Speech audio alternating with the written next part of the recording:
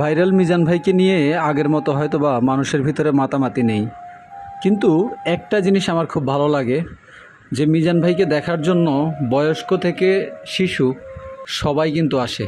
এই স্ক্রিনে যাকে দেখতে পাচ্ছেন এই ভদ্রলোক অনেক দূর সেই বগুড়া থেকে আসছে শুধুমাত্র মিজান ভাইয়ের সাথে দেখা করার জন্য, ওনাকে দোয়া করার জন্য।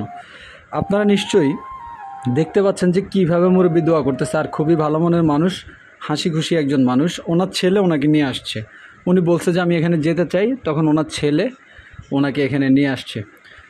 আসলে একটা কথা না বললেই নয়, সেটা হচ্ছে আমাদের সমাজে যখন আমরা ভালো কাজ করব, এই ভালো কাজ করতে গেলে অনেক সময় আমাদের প্রতি বাধা বিপত্তি অনেক কিছুই আসে, কিন্তু দিন শেষে যে ভালো মানুষগুলো তারা কিন্তু আমাদের পাশে এসে দাঁড়ায়।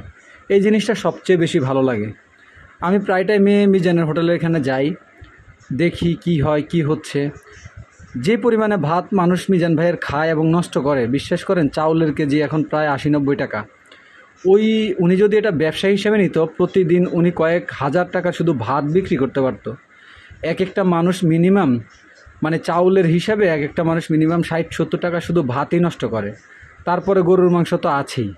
সেই হিসেবে 100 টাকা দিয়ে ভাত এবং আনলিমিটেড আলু দিয়ে তরকারি দিয়ে ভাত খাওয়াটা আমাদের দেশে আসলে খুব একটা দেখা যায় না।